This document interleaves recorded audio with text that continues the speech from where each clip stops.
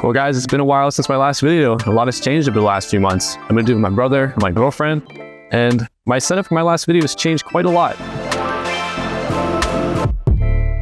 The one major change that I had was I was able to buy my dream speakers, the Fluance AI41s. Now the only problem with these is my stands I had before are kind of lackluster. So I built better ones. I've been using these speakers for a few months now, and wow, are they an improvement from the last ones. The drivers are bigger, and unlike my last ones, I was able to plug in a dedicated sub to really feel the bass like I couldn't before. My first problem that I'd like to solve is that these stands are just not trustworthy. They bounce every single time I touch my desk or pull myself in. It makes me worried that the weight of the speakers will break them at any moment. My desk is on carpet, so it does play a large factor in that, and I'll probably be addressing that later on too. Secondly, I wanted to incorporate my Scarlett 2i2 and my Stream Deck so they don't move when I go to use them. The Scarlett doesn't really fit on my current speaker stands. I can always find myself knocking it off the edge or just seeing it a little askew, and I know it's small, but it bothers me. As for the Stream Deck, it moves a small amount every single time I push one of the buttons, forcing me to reposition it almost every time I have to use it. I also think it'd be really cool to hold some of my belongings that I have on my desk that I pretty much use like all the time. To get started, I needed to measure everything I was going to incorporate into the design. That'd be my Scarlett 2i2, my speakers, the little book I took notes out of, my Stream Deck, and then probably try to figure out how tall I want it to be and the angles and everything else. After getting all those measurements, I pulled myself in, got my gears turning, and started my design. I made a very basic model of the Scarlett to start off with, and I really like the current position of my speakers with the old stands, so I made a basic box with those measurements. Then after cutting out a hole for the Scarlett in the left stand, I made a hole for the few shelves at the top for all the knickknacks and trinkets that I keep on my desk. And that's pretty much it for the left stand. So then I started printing that and started working on the right stand's design. I started making the Stream Deck only to realize that there was probably a model online already. I wanted the buttons of the Stream Deck to be flush with the face. So I used this faceplate I found online to make a template for the buttons to be cut out of the wooden faceplate I'm making. I had to print the right side into 2 pieces because of printing limitations. I didn't want the entire thing to be printed solid because that'd be so much filament. And the part where the Stream Deck fits into needed to be flat, so that part needed to be face down. I got all the parts printed with mostly no issues, but after printing the first top piece, I went to print a second one and had a slight problem. Had a bit of a printer failure here. That sucks. I lost the top like maybe 2 inches of this print because the spool got jammed, which made the printer think it never ran out of filament even though it did. So I don't know if I'm going to keep buying these spools or not, but what's a project without failure? I almost mess up something every single time I do a project. Failure is my biggest tool when learning something new. I wouldn't know it nearly as much as I do today without it. With stuff printed, I started putting things together, and let's say my tolerances were a little tight.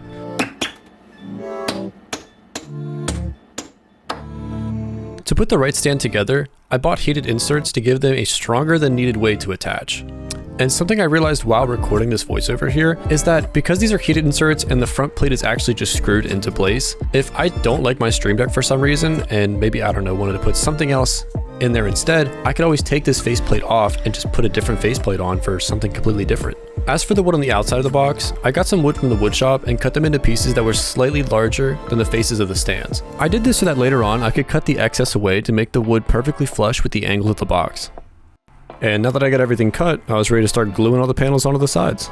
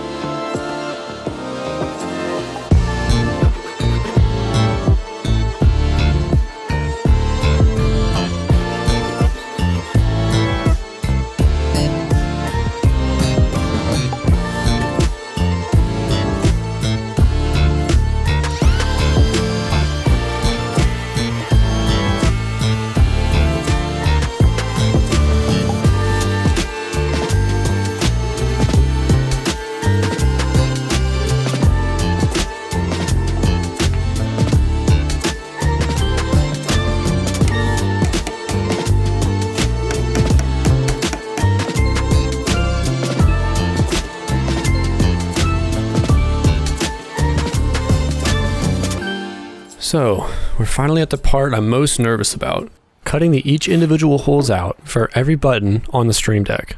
This made me so nervous because of how thin the wood can become, and I'm afraid the wood will just snap and break off from the router bit whenever it's cutting, ruining the whole face. My fear of the wood breaking was only multiplied by the fact that when I was trimming the edges of the stands, there were multiple failure points that left imperfections. One big failure point is here. When I was cutting the left faceplate, I didn't take into account that the internal 3D frame would be too thin. When I pressed the router on the inside of this hole, the 3D print flexed, making this piece of wood too thin and snapping. But like I said earlier, failure is only a learning experience. So I checked my measurements one more time before finally going in and making the cut.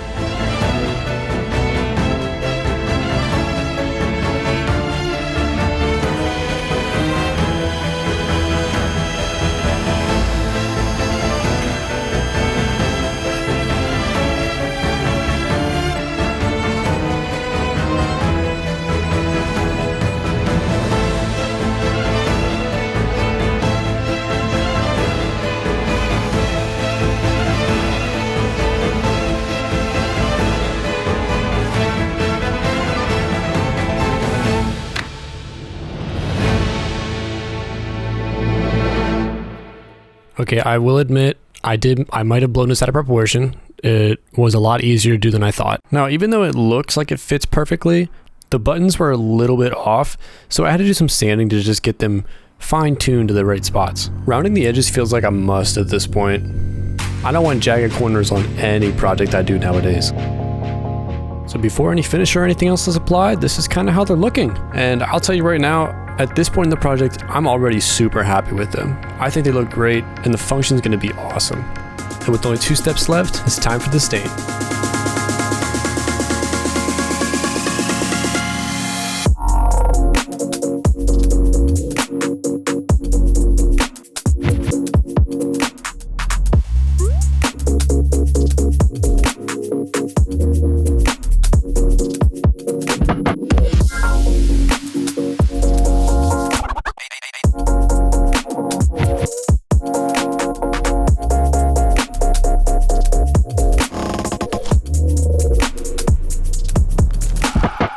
I wasn't sure how the stain would turn out, seeing that I don't really use stain on any of my projects, but I think it turned out pretty good, and I'm really happy that it hid a lot of the imperfections from the whole building process.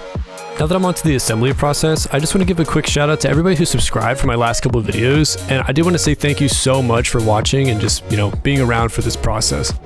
Just like the speakers, I've also dreamt of having stands with my equipment built right into them. I remember years ago watching other engineering YouTubers make desk setups similar to this and wishing one day I could do the same. It's crazy that only 2 years ago, I wouldn't even know where to start with a project like this. Now, not only was I able to put it together with minimal problems, but this might have been the fastest I've ever designed, manufactured, and assembled one of my projects to date.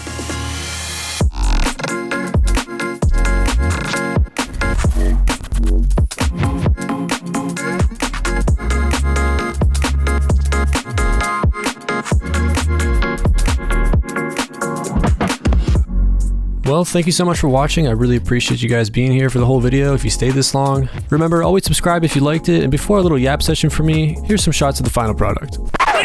Wait, I almost forgot. I'm like 4 hours away from releasing the video, and I just realized that I never even addressed the fact that my speakers were shaking. I was trying to fix the fact that they were shaking, but luckily, I kind of already have a plan. I made this little like L-shaped corner bracket, I don't know what you really want to call it, but it attaches to my leg on my desk, and I just screwed it into the wall, and I put one on each leg, and look at this night and day difference. I mean, there's like very little wobble, like it's still like a very small amount, but I'd say I'm so pleased with that result. Now, let's get back to it.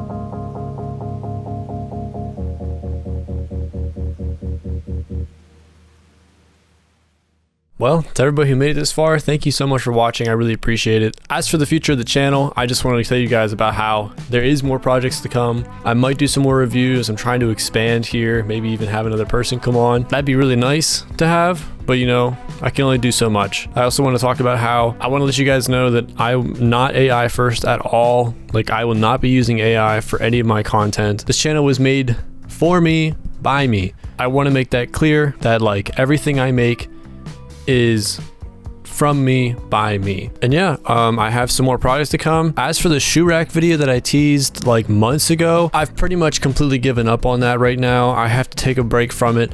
I have been working on it this last 5 months, but it's been taking quite a toll on me. Almost every time that I touch it, I have problems with it. So I don't know when that video is going to be out, if it's ever going to be out.